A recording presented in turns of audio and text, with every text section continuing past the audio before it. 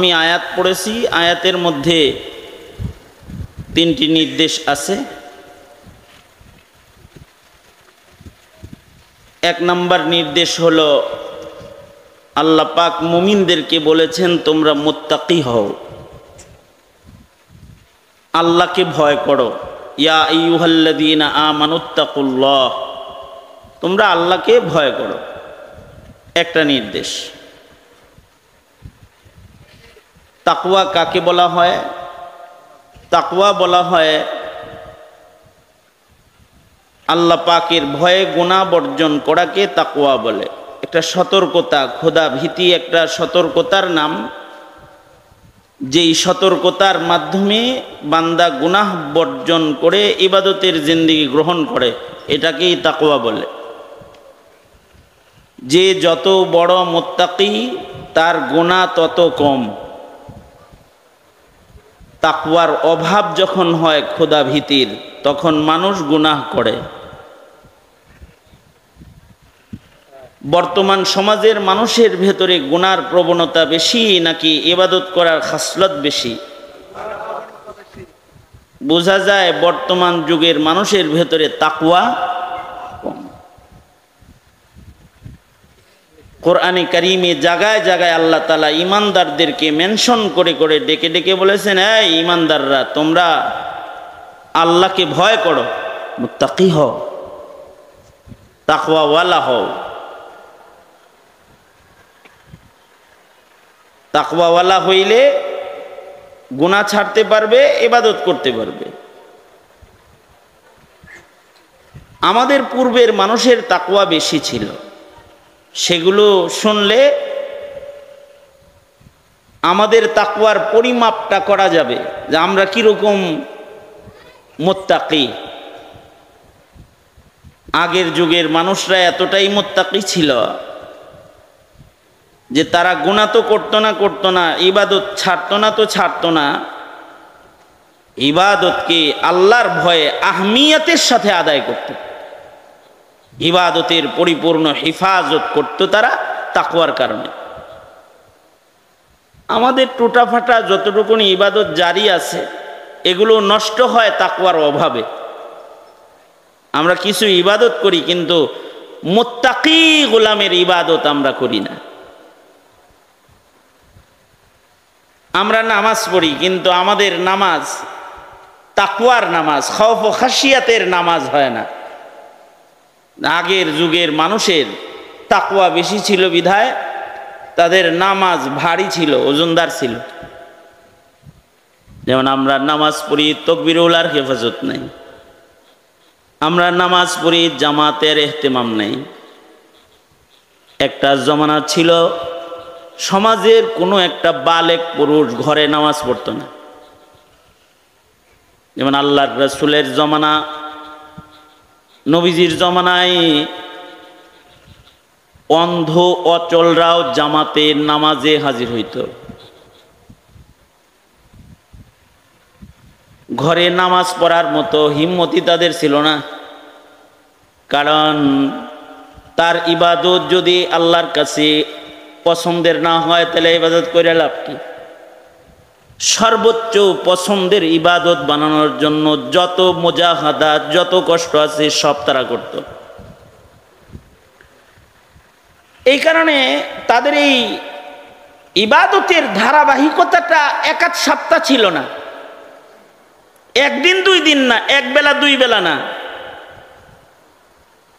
তারা লাগাতার ইবাদত করত। তাদের ইবাদতের কোয়ালিটিও লাগাতার ভালো রাখত। যেমন সাহাবায়ে কেরাম,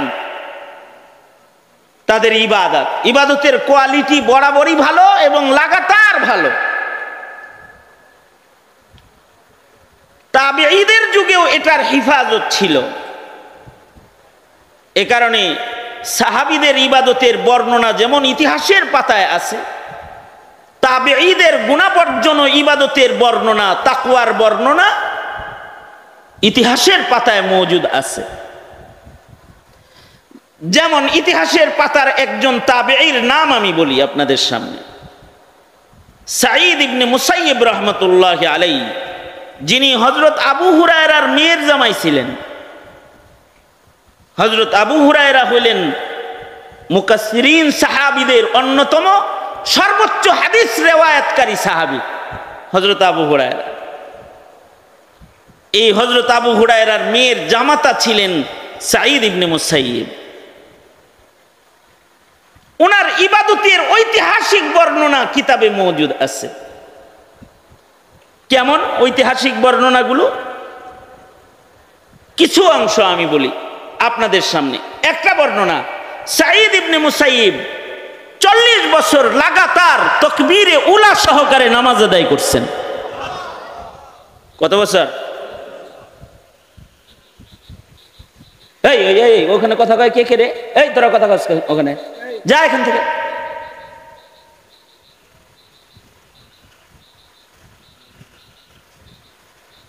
এখন আবার তাকায় রইছো, তুমি বসো ওখানে।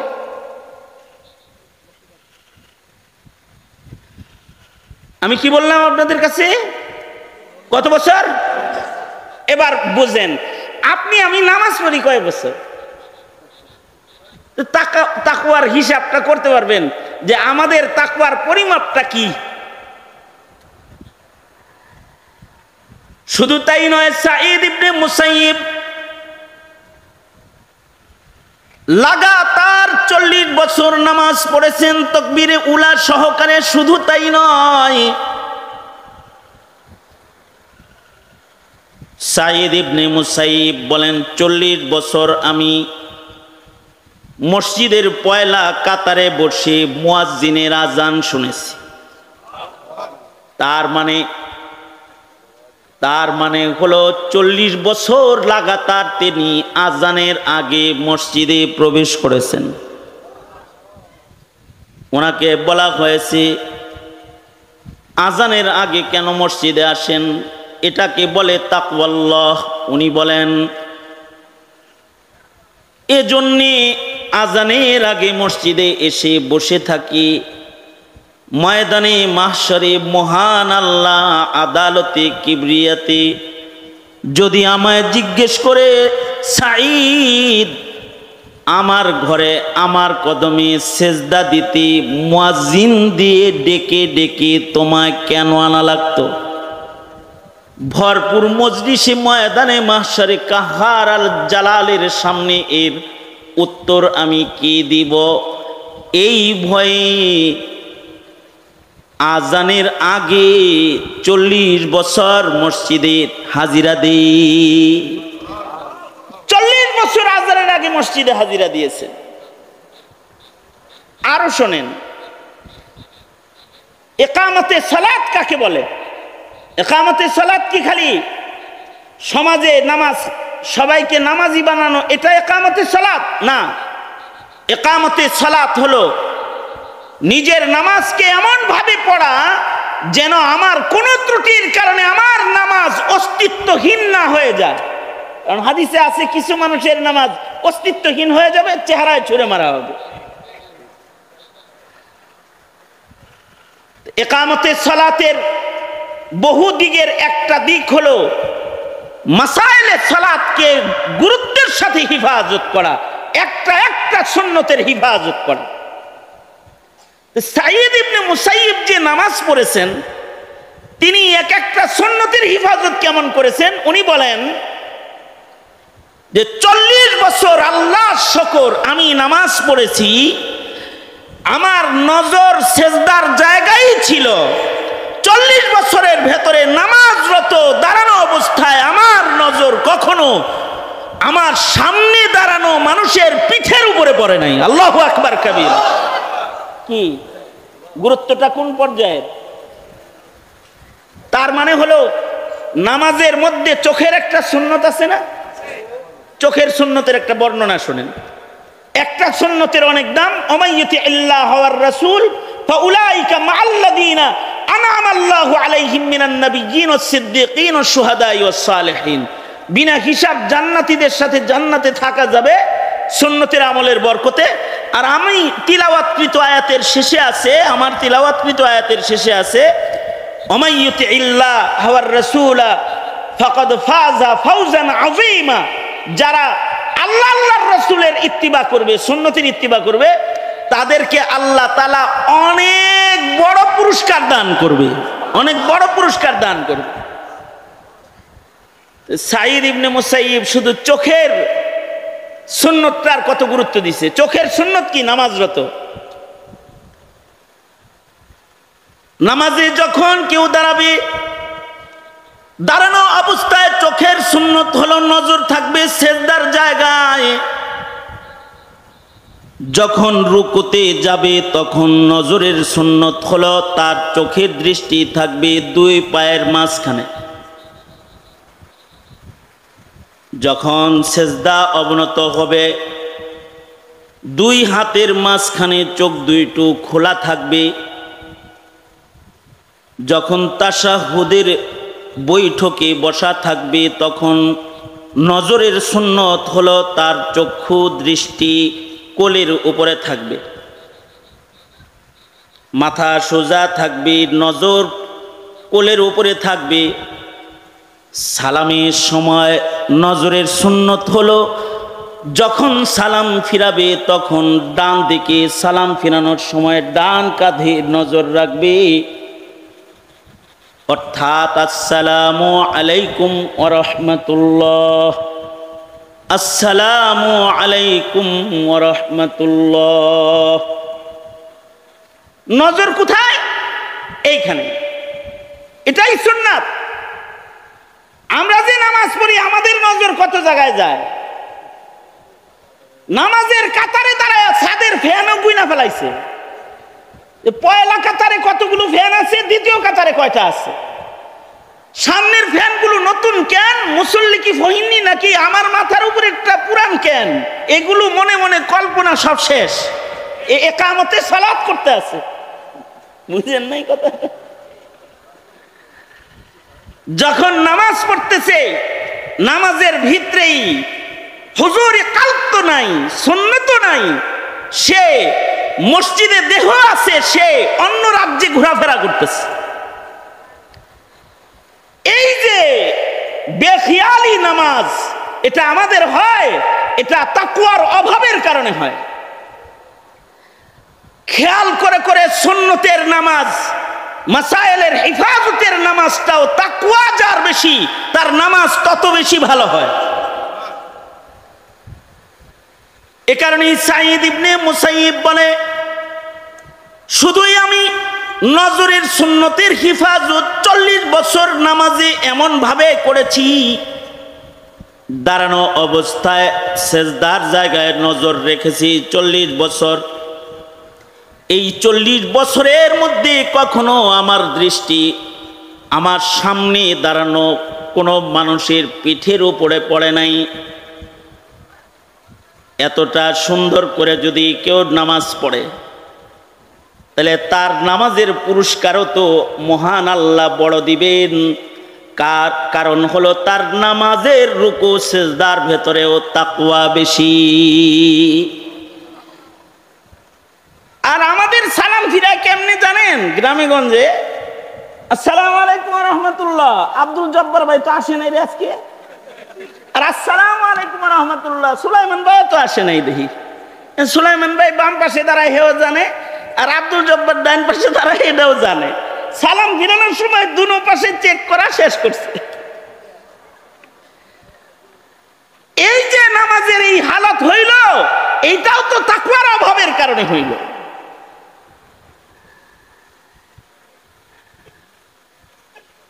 সুতরাং ইয়া আইয়ুহাল্লাযীনা আমানুত্তাকুল্লাহ, হে ঈমানদাররা আল্লাহকে ভয় করো। আল্লাহর ভয় যদি কারোর ভেতরে আসে তার গর্দান উঁচা হয় না, নিচা হয়ে যায়। এখন তো আমাদের গর্দান উঁচু, আমাদের গর্দান নিচু না, কারণ ক্ষুধা ভীতির অভাব যে, এ কারণে আমরা নিজেকে যতটা চিনি আল্লাহকে অতটা চিনি না। আমরা সবাই নিজেকে যতটুকুন চিনি আহকামুল হাকিমিনের ক্ষমতা ও কুদরতকে অতটা চিনি না। এমনকি আমরা হাসিনারে আর খালেদা জিয়ারে যতটা চিনি, আওয়ামী লীগ আর বিএনপিরে যতটা চিনি, আল্লাহরে অতটা চিনি না আমরা। আল্লাহরে যদি চিনতাম ভালো, তাইলে আমরা ভিন্ন কোয়ালিটির মুসলমান হইতাম। তবে আল্লাহ তাআলাকে কেউ যখন না চিনে, আল্লাহ তাআলা কিন্তু আল্লাহর পরিচয় দেখায় দেয়। যেমন এক সময় আল্লাহ বিল্লাহ সব ভুইলা, মোল্লা মুন্সি সব ধইরা, জেলখানা ভইরা আর অত্যাচার কইরা আওয়ামী লীগ যেন খোদা ভুইলা গেছিল, এরকম অবস্থান যখন হয়েছে, ঘাটটা ধরে হেলিকপ্টারে পাঠায় দাদার দেশে পাঠায় দিয়েছে, ইন্ডিয়া পাঠায় দিয়েছে। আল্লাহরে চিনে নাই। এই সামনেও যারা ক্ষমতায় আসতেছে তাদেরকে বলবো, আল্লাহ চিনো, আল্লাহ চিনো, ধর্ম মানো, নবীজির রেখে যাওয়া আমানতকে কদরদানি করা শিখো। কারণ মনে মনে ভাবতেছে যে তোমরা ছাড়া আর কেউ ক্ষমতায় নাই, কিন্তু হাসিনার এত স্বপ্নের ক্ষমতা ভাঙ্গা দিতে যেই রবের 40 মিনিটও লাগে নাই, 40 মিনিট আগে সে নিজেও জানে না যে আমার জাওনগা লাগতেছে। তোমাদের যে কোনো জায়গায় চলে যেতে হবে, ওই পরিবেশও কায়েম করতে তার বেশি সময় লাগবে না। তবে তার গোলাম হয়ে যাও, তার গোলাম হয়ে যাও, দুনিয়া ও আখিরাতের রাজত্ব দখল করে নাও। খোদা ভীতির দরকার। সুলাইমান আলাইহিস সালাতু ওয়াস সালাম, এখনকার পাতি নেতারা আছে না, কেউ রাগ করেন না, আপনারা আমার ভাই, এমনি কই আর কি।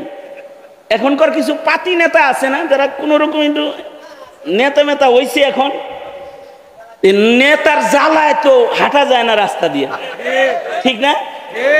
নেতার ভাব হইলো এরকম, আল্লাহরে ডরান লাগবো না, আমারে ডরা, এরকম ভাব তার ভিতরে আছে।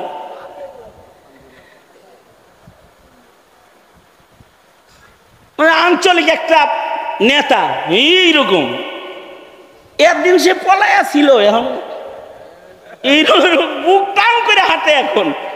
মানে হের কিন্তু কোনো ক্ষমতা নাই, তার উপরের কোন বসের পাওয়ারের জ্বালাই হের দাপটে এলাকা দিয়ে হাঁটতে পারবেন না আপনি।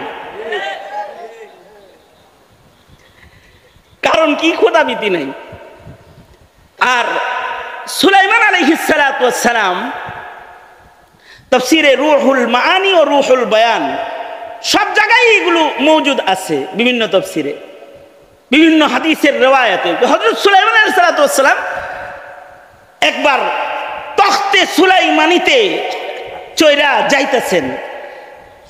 সুলাইমান আলাইহিস সালাতু ওয়াস সালামের তখতে সুলাইমানি কত বড় ছিল, আর সুলাইমান আলাইহিস সালাতু ওয়াস সালামের রাজত্ব কত বড় ছিল, এই বিষয়ে আলোচনা করতে গেলে এইটা নিয়ে ঘুটুর ঘুটুর করতে হবে অনেক টাইম। তবে সারা দুনিয়ার রাজত্ব যারা করেছে তাদের ভেতরে হযরত সুলাইমান একজন, এবং উনার আল্লাহ প্রদত্ত মুজিজার ভেতরে একটা মুজিজা হলো সুলাইমান নবীর হেলিকপ্টারও লাগতো না, বিমানও লাগতো না। উনি কিন্তু তখতে সুলাইমানিতে চড়ে বসলে তখতে সুলাইমান আলাইহিস সালামকে নিয়ে সারা দুনিয়া সায়ের করত, সারা দুনিয়া ঘুরত তখতে সুলাইমান। তো হযরত সুলাইমান আলাইহিস সালাতু ওয়াস সালাম একবার তখতে সুলাইমানিতে বসে কোন দিকে যাইতেছেন, নেতারা ভালো করে হইনেন, তখতে সুলাইমানিতে চড়ে যাইতেছেন একদিকে।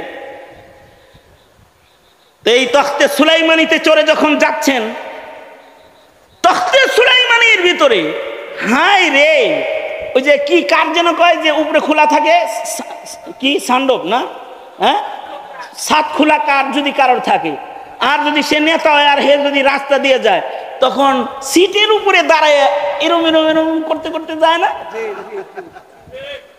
এরকম করতে করতে যায় না।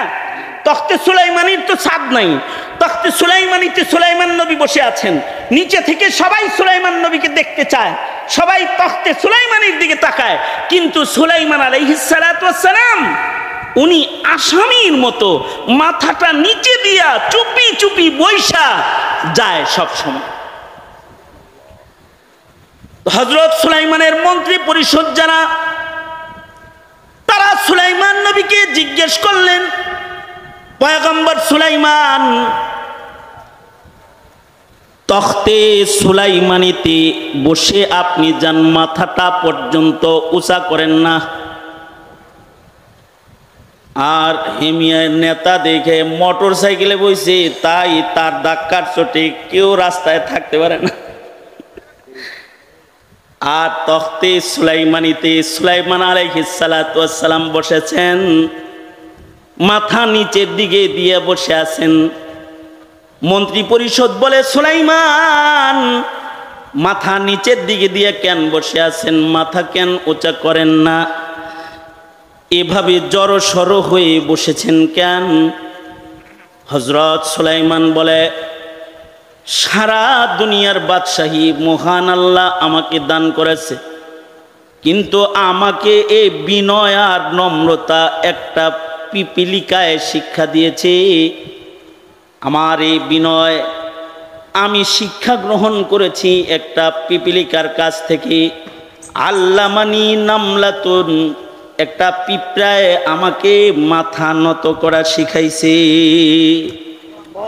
ওই কেমনে? ওই যে পিপিলিকার সাথে আমি কথা বলতেছিলাম, সুলাইমান নবী পিঁপড়ার সাথে কথা বলতেন, পিপিলিকার কথা বুঝতেন, এমনকি মন্তকা তায়ের পশু পাখির ভাষা আল্লাহ পয়গম্বর সুলাইমানকে শিক্ষা দিয়েছিলেন। সূরা নামাল, সুলাইমান নবীও পিপিলিকার কথার দলিল বহন করে, ইতিহাস বর্ণনা করে মহান আল্লাহ উম্মতে মুসলিমাকে সূরা নামাল দান করেছেন। পিঁপড়ার সাথে কথা বলতেন। সুলাইমান আলাইহিস সালাতু ওয়াস সালাম ইনস ও জিনের বাদশা ছিলেন, পাখির সাথেও কথা বলতেন, এমনকি পাখির কথা বুঝতেন। আমরা কি পাখির কথা বুঝি? স্যার হইছেন কে লাগে যিনি বুঝেন, কথা কর না, বুঝেন পাখির কথা? আমরা তো পাখির কথা বুঝি না, কিন্তু সুলাইমান আলাইহিস সালাতু ওয়াস সালাম পাখির কথাও বুঝতেন। একবার সুলাইমান আলাইহিস সালাতু ওয়াস সালাম রাস্তা দিয়ে যাইতেছেন, তো দেখে গাছের ডালে বসে বসে এক পুরুষ পাখি এক মহিলা পাখির সাথে প্রেম করতেছে। পুরুষ পাখিটা মহিলা পাখিরে কয় কি জানেন? এই আমার মতো প্রেমিক পাবি না, এগুলো বলতেছে। এই আমার সাথে বিয়া শাদী হইলে লাভ আছে, আমি অন্যান্য পাখির মতো পাখি না। এক চড়ই আর এক চড়ই পাখিরে বলতেছে, আমার সাথে একটু পীড়িত কর, আমার সাথে প্রেম করলে লাভ আছে। কি লাভ জানিস? আমি তোকে মসজিদুল আকসার সাদা গম্বুজের ভেতরে তোর জন্য একটা বাড়ি বানায় দিব। সুলাইমান নবী কয়, সব বিয়াকারীরা মিথ্যাবাদী, কারণ মসজিদুল আকসার খবর আমার চাইতে তো আর কেউ বেশি জানে না। বারবার আমি মসজিদুল আকসা নির্মাণ করেছি, আর ও বউয়ের লোভ দেখাইতেছে যে ওই মিনারার সাদা জায়গায় তোকে একটা বাসা বানায় দিব, ওইখানে দুইজন থাকবো, আমার সাথে ওই জায়গায় সম্পর্ক আছে, করার মতো লাইনঘাট আছে, এগুলো বলতেছে। সুলাইমান নবী বলে যে কিরকম মিথ্যাবাদী, কুল্লু নাকিহিন কাযযাব। সুলাইমান নবী বলে সব বিয়াকারী যারা এগুলো সব মিথ্যাবাদী, কারণ বিয়ার আগে খালি বিভিন্ন ধরনের প্রলোভন কথাবার্তা উল্টা উল্টা কয়, আর বিয়ার পরে এই মিষ্টি কথা থাকে না, এই কথাগুলো টক হয়ে যায়। মানুষের মুখের কথা টক হয়ে যাক, তিতা হয়ে যাক, ধারালো হয়ে যাক, এটাও আল্লাহ পাক চান না। এ কারণে আল্লাহ পাক বলেন অকুলু কাউলান সাদীদা। আমি যে আয়াত পড়েছি এটা কিন্তু বিবাহের খুতবার ভেতরে এই আয়াত পড়া হয়। বিয়ের খুতবার ভিতরে যে 3 আয়াত পড়া হয় তার ভিতরে এইটা এক আয়াত। তার মানে হলো ইয়া আইয়ুহাল্লাযীনা আমানুত্তাকুল্লাহ ওয়া কুলু কাওলান সাদীদা। আল্লাহ বলেন, হে ঈমানদারেরা, তোমরা আল্লাহকে ভয় করো।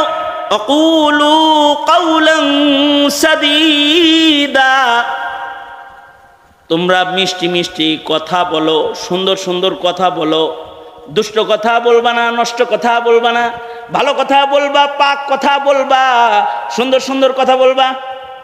বিয়া শাদী যেহেতু কথার মাধ্যমেই বিয়ে হয়, এ কারণে সুন্দর সত্য কথা বিবাহের মজলিসে যেন উচ্চারিত হয়। দুইটা কবুল শব্দ কথার মাধ্যমে দূরের দুইটা মানুষ কাছের হইয়া যায়। এই মুখের কথাগুলো যেন নষ্ট কথা না হয়, এই কথাগুলো যেন প্রলোভনের কথা না হয়। আর বিয়ের পরে যেন আবার বাসা পাল্টায় না যায়। বিয়ের আগে কইছে রসের রসের, এবার কয় কষের কষের। বিয়ে কইরা আইন না, এবার কয় জানি না তোর বাড়িতে কি আছে, এত ফুটানি করস কে, আমার বাড়িতে থাকবি, 3 বেলা খাবি, সোজা হয়ে চলবি। আর এর আগে বলছে বিয়ে সাহেব আমার ছেলের কাছে মেয়েটা দেন, রাজরানী বানায় রাখুন। আর বাড়িতে আয়না কয় বুড়া বয়সে তোমার শাশুড়ি কাজ করবে নাকি, চোখে দেখো না, লাগে কাজের বুয়া একটা ধরে লইছে আর কি। দিন রাতের সব কাজ হের ঘাড়ে উঠাই দিছে। তো হযরত সুলাইমান বলে সব বিয়াকারীরা মিথ্যাবাদী। এরে পাখি বিয়া করতে চায়, তাও বললো কি মিছা কথা কয়। অন্যরা পাখির ভাষা বুঝে না, তাই তারা জানে না। কিন্তু সুলাইমান নবী যেহেতু আল্লামানি মানতিকাত তাইর, হযরত সুলাইমান বলেন আল্লাহ আমাকে পাখির ভাষা শিক্ষা দিয়েছেন। উনি পাখির ভাষা শুনতেছেন যে পাখিরে বলে আই লাভ ইউ, আমি তোমাকে ভালোবাসি। আর আমি স্বামী হিসাবে একজন মানে খুব ভালো কোয়ালিটির একটা স্বামী, সুতরাং আমাকে বিয়ে করলে তোমাকে কিন্তু মসজিদুল আকসার মিনারায় আমি বাড়ি বানায় দিব। যাই হোক, এটা কথা না, ফাঁক দিয়া আয়াতের ভেতরে একটু ঢুকেছিলাম, আবার বেরিয়ে গেলাম। সেটা হলো সুলাইমান আলাইহিস সালাতু ওয়াস সালাম পশু পাখির ভাষাও বুঝতেন এবং পিপিলিকার ভাষাও বুঝতেন, পিঁপড়ার সাথে কথা বলতেন। তো হযরত সুলাইমান পিপিলিকার সর্দারকে বললেন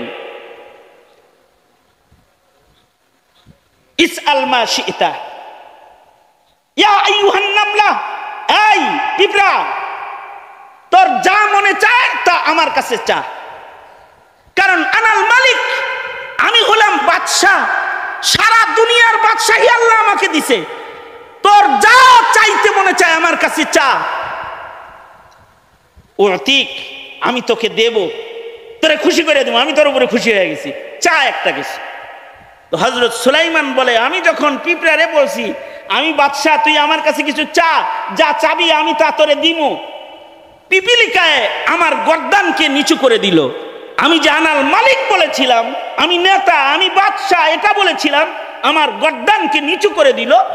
পিপিলিকা আমাকে বলল ইয়া আইয়ুহাল মালিক, ও হে বাদশাহ নামদার, জিদ ফি হায়াতি, আল্লাহ আমার যে হায়াত দিছে এই হায়াত থেকে আরেকটু বাড়ায়া আমার হায়াতটাকে একটু বড় বানায়া দেন। সুলাইমান আলাইহিস সালাম বললেন হে, যখন হায়াত চাইছে তখন তো আমি নাই। কারণ বুঝা থাকলে জোরে করে বলেন হায়াতের মালিক একমাত্র কে, জোরে আওয়াজ করে বলেন। সুলাইমান নবীর কাছে তার হায়াত নাই। এ কারণেই সুলাইমান আলাইহিস সালাতু ওয়াস সালাম ইন্তেকালের পূর্বে হায়াত চেয়েছিলেন, আল্লাহ উনাকেও হায়াত দেয় নাই। লাঠি ভর দিয়ে দাঁড়ানো অবস্থায় রূহ লয়ে গেছে, কুরআনে বর্ণনা মওজুদ আছে। তার মানে হায়াতের মালিক কে, জোরে বলুন। সুতরাং আমেরিকার সাথে সম্পর্ক থাকলে বাসমু, ইন্ডিয়ার সাথে সম্পর্ক থাকলে বাসমু, চায়নার সাথে সম্পর্ক থাকলে বাসমু। আমাদের বাচ্চা মরা কার হাতে, জোরে আওয়াজ করে বলেন। আমাদের জীবন, আমাদের মরণ সবকিছু মহান আল্লাহ পাকের হাতে। এ কারণে মুসলমানরা আমেরিকাকে ভয় পায় না, ইমানদারেরা ইন্ডিয়াকে ভয় পায় না। কারণ তাদের আয়তন বড় হতে পারে, অস্ত্রের শক্তি বেশি হতে পারে, ওদের জন্য আল্লাহ নাই। লানাল মাওলা ওয়ালা মাওলা লাহুম, আমাদের জন্য আছেন কে, জোরে আওয়াজ করে বলেন। হায়াতের মালিক একমাত্র ওই আল্লাহ।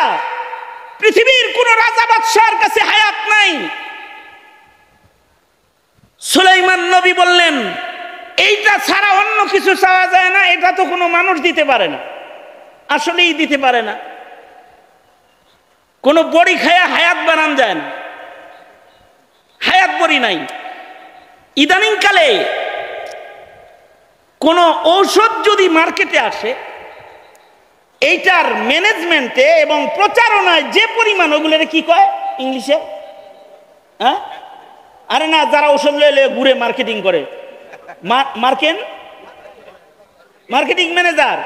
এই মার্কেটিং ম্যানেজার ট্যাবলেট যত আছে তার চাইতে ম্যানেজার বেশি আছে। মার্কেটিং ম্যানেজার বড়ি যে কয়টা, এর চাইতে লোক বেশি। সব ডাক্তারের চেম্বারে একজন করে বয়ে রয়েছে। একজন আইসা আমাকে বলে, হুজুর আমি কিন্তু ভালো ওষুধ কোম্পানির একজন মার্কেটিং ম্যানেজার, আমার দাওয়াত দিতে আইছে আর কি। আমি বললাম, তাই তো আপনার লগে খাতির রাখা দরকার, কারণ অসুখ বিসুখ জেলেতে আসার পরে না খুব বেশি। কারণ হাসিনা জেলখানায় এত আদর করছে যে জেলের থেকে বের হওয়ার পরে এবার অসুখ বিসুখের সীমা নাই, আপনার লগে খাতির দরকার। তা আমি বললাম, তো আপনার কোম্পানি কি কি ওষুধ বানায়? এই এই এই এই এই এই এই এই এই আমি কই যে, ধর মিয়া, এই ওষুধ তো অন্য কোম্পানিও বানায়, আপনার কোম্পানিকে বললেন একটা ভালো বড়ি বানাইতে, কি কোনো আইডিয়া হুজুর? আমি কই, হ্যাঁ আমার কাছে দারুণ আইডিয়া আছে, যে জমিন বেচে আগে বড়ি কিনা সবাই যার যার আলমারি বইরে রাখবো, যদি একটা বড়ি খালি বানান যায়, বড়িটার নাম দিবেন হলো হায়াত বড়ি। কি বড়ি? কি বড়ির নাম হবে হায়াত বড়ি। এইটা কেনার জন্য বাপেরা তাদের মিরাজ বন্টন বন্ধ করে দিবে, যার যার জমিন বইছে নিজেই বড়ি কিনা বইয়া থাকবো, আর কইব তুই যা, ছেলে আসো ভালো কথা, বড়ি কেনার জন্য টেহা পাবি না। এই জায়গা জমিন যা আছে এগুলো সব বিক্রি করে আমি বেঁচে যাব, কারণ হায়াতের দাম মানুষের কাছে এত বেশি, কিন্তু হায়াতের মালিকানা এক জাররাও মানুষের কাছে নাই। আল্লাযী খালাকাল মাউতা ওয়াল হায়াতা লিয়াবলুয়াকুম আইয়ুকুম আহসানু আমালা। এটার মালিকানা একমাত্র কার? জোরে আওয়াজ করে বলেন। সুলাইমান নবী বলে, আমার কাছে তো হায়াত নাই।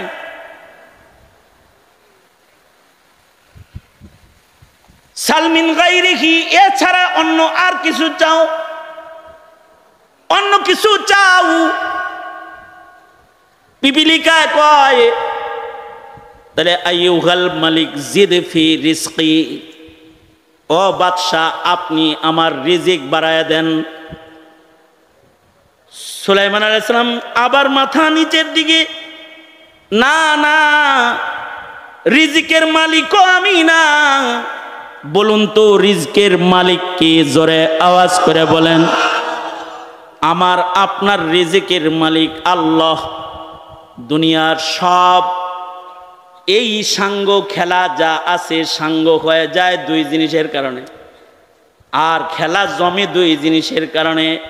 হায়াত রিজিক হয় তো দুনিয়ার খেলা বাকি রয়, হায়াত রিজিক নাই তো খেলা বন্ধ হয়ে যায়। দুনিয়ার হায়াত দারমাদার এই দুই জিনিসের উপরে।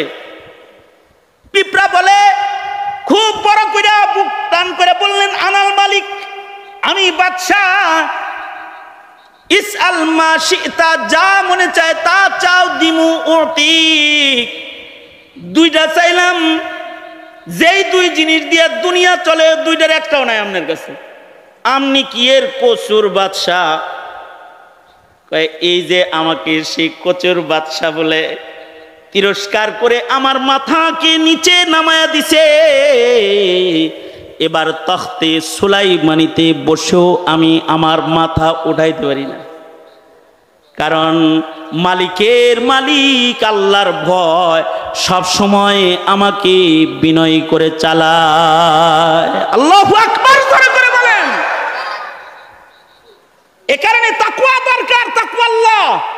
তাকওয়া আল্লাহ আসবে কেমনে? কুনু মা'আস সাদিকিন। এইভাবে বসে বসেই তাকওয়া বিতরণ হয়। সুতরাং সমাজকে মুত্তাকি বানান, সমাজের মুখের ভাষা সুন্দর বানান, সমাজকে সুন্নতওয়ালা বানান। ফাকাদ ফাযা ফাওজান আযীমা। ইনশাআল্লাহ সমাজের মানুষকে মুত্তাকি বানাবো, ইনশাআল্লাহ জোরে করে বলেন। খোদা ভীরু বানাবো, তাকওয়াল্লাহ শিখাবো, এবং ভাষা সুন্দর বানান, জবান ভালো করেন। রাজনীতি করেন আপনারা, একজনের গালির জ্বালায় আর একজনের ভোট চলে যায়। এই মুখ ভালো করে আলান, সুন্দর ভাষা নিয়ে আগমন করুন। কারণ মানুষের যখন মুখ অসুন্দর হয়ে যায় তখন বুক অসুন্দর হয়ে যায়, আর যখন মুখটা ভালো হয় তো বুকটা ভালো হয়ে যায়। এ কারণে কুলু কাউলান সাদীদা, মুখটা ভালো করো, বুকটা ভালো হয়ে যাবে। সুতরাং দুষ্ট কথা উচ্চারণ করব না, ইনশাআল্লাহ জোরে করে বলেন। তৈয়ার আছি তো ইনশাআল্লাহ? আর সুন্নতের পাবন্দ জিন্দেগি করব। সমাজে মুত্তাকি বাচ্চা কাচ্চা বানাইতে দরকার মাদ্রাসা, স্কুল কলেজে তাকওয়া শিক্ষা দিবে না, কিন্তু তাকি আপনার ছেলেকে তাকওয়া শিক্ষা দিবে। যে কোনো মাদ্রাসা আপনার সন্তানকে তাকওয়া শিক্ষা দিবে, নম্র ভাষা শিক্ষা দিবে। এ কারণে দেখেন না, এই দেশের কোনো হুজুরের ভাষা খারাপ না, এরা মিম্বরে বসে বসে মিষ্টি কথায় কথা কয়। আপনি কি মনে করেন আপনার মতো ভাষা এরা জানে না? বিশ্বাস করেন, যদি প্রতিযোগিতা লাগে না, আপনি পারবেন না, কিন্তু জানে, কিন্তু আপনাকে কিছু বলে না আর কি। কারণ তারা তাদের মুখকে সুন্দর কথায় ব্যবহার করে, সুন্দর কাজ করে, সুন্দর কথা, সুন্দর বুক, তাই সুন্দর কাজ বেশি করে। তবে মুমিনের হৃদয়ে ঈমান আছে, ঈমান। এই ঈমান নষ্ট করে, তাকওয়া তাহারাত নষ্ট করে যারা জাতিকে বেঈমান বানাইতে চায়, তাদের মোকাবেলায় সংগ্রাম এক নাম্বার হলো তালিম তরবিয়তের সংগ্রাম। তালিম তরবিয়তের মাধ্যমে এদের বিরুদ্ধে সংগ্রাম চালিয়ে যেতে হবে। নবী রাসূল দিয়ে আল্লাহ তাআলা এই পদ্ধতিটাকেই সর্বপ্রথম গ্রহণ করেছেন, তালিম ও তরবিয়ত। আমি একটা কথা বলে আমি আমার আলোচনা আজকের মতো শেষ করে দেব ইনশাআল্লাহ। সেটা হলো, হজ থেকে আসার সময় আমি ফ্লাইটে উঠেছি এই গত সফরে। তা আমার পাশে যে ক্রু আছে খেদমতে, তো বিজনেস ক্লাসের ওই ক্রুদের কাছে নাম শুদ্ধা ওদের কাছে লিস্ট আছে, অমুক অমুক এত সিটে, অমুক অমুক এত সিটে। তো আমার সিট বরাবর এসে দাঁড়ায় ক্রু বলে কি, your name Khalid Saifullah Ayyubi? G, my name is Khalid Saifullah Ayyubi. Your name, তোমার নাম কি? মাই নেম ইজ আলী, আমার নাম আলী। আলী। আমি ভাবলাম, যাক, আজকে কমাস কম একটা মুসলমানের রাতের খাওয়ান দাওয়ান নসিব হইতেছে মনে হয়। খুশি হয়েছি আর কি। তা আমার কাছে আসছে, খাবার নিয়ে আসছে। তা আইসা আমার দাড়িতে হাত দিয়া বলে, তোর দাড়িটা খুব সুন্দর লাগে, ইউ আর এ সুন্নি মুসলিম? আমার কাছে, তুই কি সুন্নি মুসলিম নাকি? হ্যাঁ, আমি Sunni Muslim. You are a Sunni Muslim? No no no no, my grandfather is Muslim. হ্যাঁ, হে বললো যে না না না, আমি মুসলমান না, তবে আমার দাদা মুসলমান ছিল। হে, দাদা মুসলমান ছিল? আমি কি, তোর নাম আলী হইলো কেমনি? আব্বা যে মুসলমান ছিল, আব্বা শখ করে নাম রাখছে আলী, কিন্তু বাবা আমার ছোটবেলায় মারা গেছে। বাবা বিয়ে করেছিল একটা খ্রিস্টানকে। বাবার মৃত্যুর পরে আমার মা আমাদের 3-4 ভাই বোন যারা আছি এদের সবাইরে খ্রিস্ট ধর্ম শিখাইছে, খ্রিস্টানদের সাথে আত্মীয়তা করাইছে। আমাদের মুসলিম পরিচয় যেটা, ওইটা বাবার পর্যন্তই শেষ, এরপরে ব্রেক হয়ে গেছে। তার মানে হলো, একটা ছেলে তার নাম আলী, কিন্তু তার দাদা ছিল মুসলমান, কিন্তু সে নাতির তৃতীয় পুরুষে এসে সে হয়ে গেছে পুরা খ্রিস্টান। তার বংশের থেকে খ্রিস্টান প্রজনন কেন্দ্র চালু হয়ে গেছে।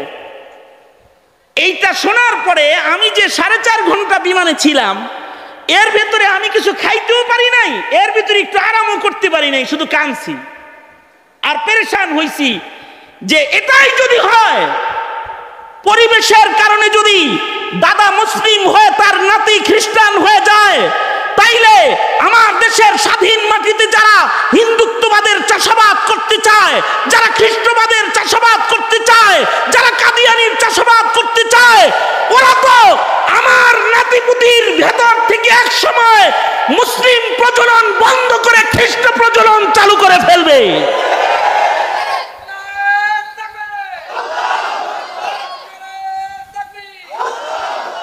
তাইলে আমি আপনি মুমিন হিসাবে আপনার আমার জমিনের পাহারাদারির সতর্কতা কতটুকু হওয়া দরকার?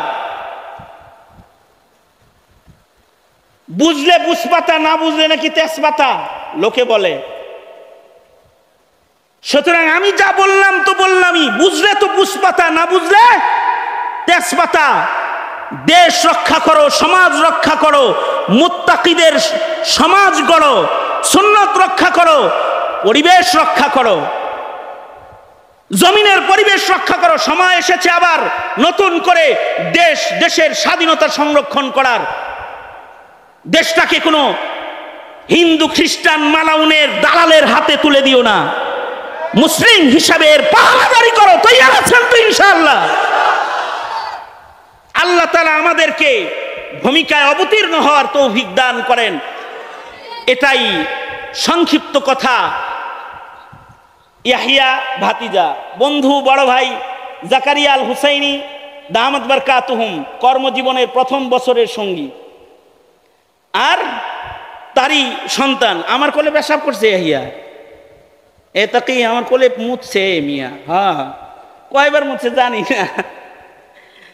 যাই হোক, মুফাসসিরে কোরআন ভাতিজা তো ভাতিজার দরদে চাচার হাজিরি। গভীর রাতে কিছু হৃদয়ের ব্যথা আপনাদের কাছে বললাম। আল্লাহ তাআলা বুঝবার তৌফিক দান করে। তার যে মিশন, মসজিদ মাদ্রাসা প্রতিষ্ঠা করে সমাজের উন্নয়ন করা, মুত্তাকির সমাজ গড়া, এই গড়তে তাকে তার হাতকে শক্তিশালী করতে পাশে থাকবেন তো ইনশাআল্লাহ? আল্লাহ তাআলা সবাইকে কবুল করেন। সবাই ইস্তেগফার পড়েন। আস্তাগফিরুল্লাহ রাব্বি।